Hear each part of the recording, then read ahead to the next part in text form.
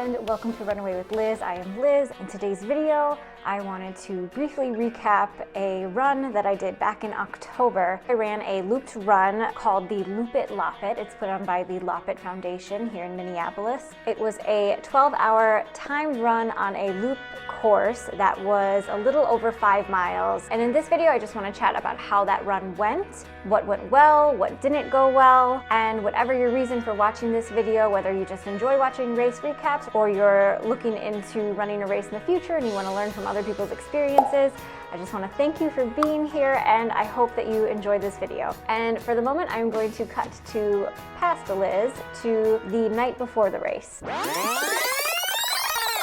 Hello everybody. Tomorrow I am going to be doing my first 12-hour timed race, and we're just gonna see how far I go. I liked the idea of doing this run because I didn't know where I was gonna be in my feelings towards running at this time of year. Maybe I want to try for as many miles as I can, and if I'm not feeling it, I can just switch to hiking. But I am really feeling some burnout. My last couple long runs that I did, well, my last one I did was 30 miles and it went okay, it went pretty well, but the ones before that I just haven't really been enjoying my 20 plus runs lately, so I'm really rethinking what ultras I want to do in the future. I did take a 2.5 week break going to Japan with my husband Tony. It wasn't like a relaxing sort of vacation where we're sitting on a beach or just hanging out. We did a multi-day hike in the mountains of Japan for 5 days, which was very fun and challenging, and we were pretty much on our feet all day, every day, sightseeing and exploring, and so I feel recovered, but also I haven't lost fitness. So I'm feeling okay physically for tomorrow. However, I am realizing why people often do not mix running and traveling, because I'm still a little bit jet lagged, and I really didn't start thinking about my drop bags or what kind of logistical stuff I need to think about fueling until today. So I just kind of threw together the same stuff that I put into my drop bags for the 50-mile race in Arizona last winter. One thing that is nice is that it's in Minneapolis. I live in Minneapolis. My husband Tony lives in Minneapolis, so if I forget something, I can just call him or text him and ask him to bring it for me. So the stakes are pretty low. Today's actually Tony's birthday. There's a birthday banner above me for him, so it's very nice of Tony to help me out with this run on his birthday weekend. I'm gonna just try to have a fun time tomorrow, just enjoy being outside, listen to some fun podcasts, I don't know, just have a good time. Powering up for the run. The joys of an automatic coffee machine. It's done. Alright, this morning I'm gonna eat for breakfast one of these big ass blueberry bagels and some peanut butter.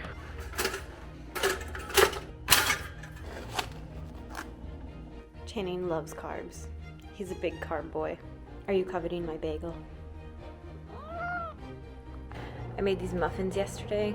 It's one of those healthy doughs that it substitutes things like applesauce and honey, and it's sweet potato too, so it was a super wet dough. And it took so long to cook, and I didn't think it was done, but then it got too done and got burnt, and so now the bottom stuck to the paper, and so I've got a bunch of muffin tops to take along today. But whatever, muffin tops are the best part of the muffin anyways, so. Disaster.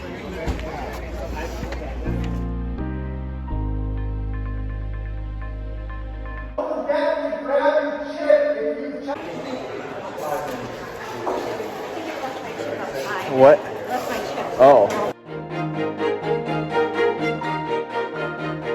Alright, don't be shy. Come on up. Alright, welcome to the 2023 Loopet.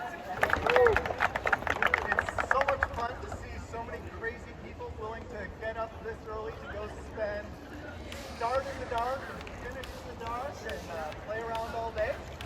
This race was an extremely casual race. It was very low-key, it was very fun, there was very little pressure. I mean, at the end of the race, you don't get a medal or a buckle or anything like that. You just get a sticker. Oops. And if you finish one loop, you get a sticker, and if you finish over a marathon, you get an ultramarathoner sticker.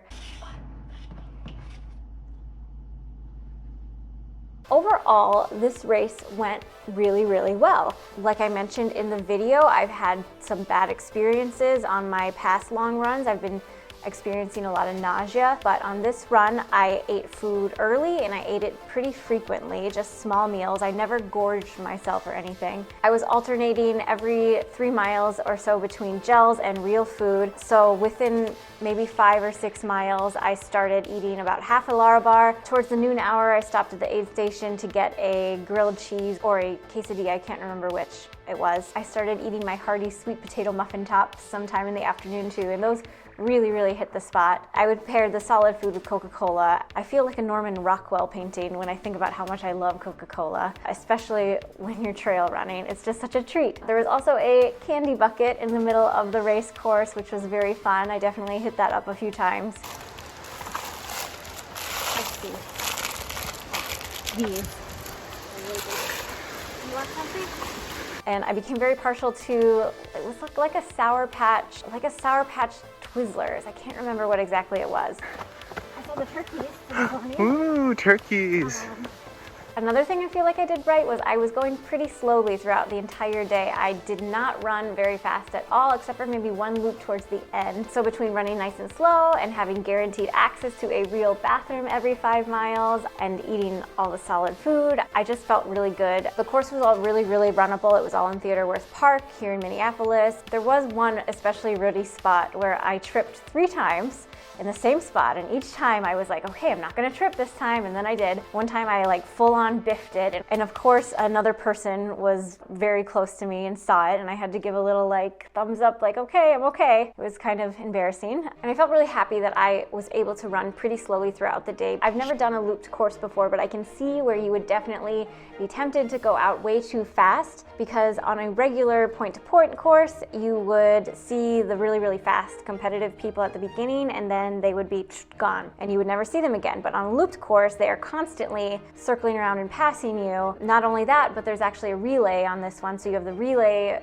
runners who are very fresh, and they're also running a shorter distance, so they can run faster. For me, I almost feel a certain comfort that I know that I'm not a quick runner, and so I feel pretty fine with just letting people get ahead of me and just kind of sinking into my own rhythm. If anyone is interested in what podcasts I listen to on this run to keep me entertained for over 10, 11, 12 hours, Tony and I subscribed to the Patreon Club 3 for podcast The Ride. So I just had hours of enjoyable nonsense to listen to, and it was actually very fun. Something else that went not exactly perfectly on this run was my footwear. I decided to run in my New Balance Airae shoes, and I generally really like those shoes, and I really wanted the slightly higher heel drop for this one because the Ultras that I usually wear for long distance trail runs have a 0 heel drop, and I just wanted a little bit of a lift. The problem with my New Balance Airae shoes is that it was just much narrower in the toe box, and it kind of squeezed my feet a little bit, and it caused some rubbing on my pinky toe side, which gave me a little black pinky toe, very flattering. And then on both of the insides of my big toes, I got some blisters, and it was enough where it was kind of bothersome during the race, but you know, after a while you just sort of run through the pain and accept it. But I haven't had blister issues like that in ages, not even on my 50-mile run. I think I just had like one little blister then, but that was just because the conditions were so wet. Yeah, I just really liked the low pressure of this run too. I loved that you were a finisher after only one loop. It wasn't a big deal. It was a 12-hour event, and you could drop out at any point, although I don't like that phrase drop out, withdraw at any point. So after I passed 40 miles, which was my goal, although my Garmin said that I ran 43 miles, which I think is a little more accurate, but my official finishing distance was 40 miles, and I turned my chip in then at 11 hours and 10 minutes. I think I'm gonna turn my chip in early. And I think that's it. I know there's not that much to talk about with this race. I did still want to talk about it because running 40 miles isn't something you do every day, even no matter how casual the conditions are. And I just thought that the day went really well. I didn't do a lot of filming because I was just enjoying myself out on the trails. Have you been filming? No, not at all. I don't know. Just been having and enjoying the time. Thank you so much for watching. I hope you enjoyed. I hope you maybe found this helpful. And good luck if you are training for any future athletic events. I know the New Year's is coming up, so we've got a lot of fun goals in the works that we're probably starting to think about. Feel free to hit that subscribe button if you are so inclined. If you do, thank you so much. And take care. We'll see you next time. Bye.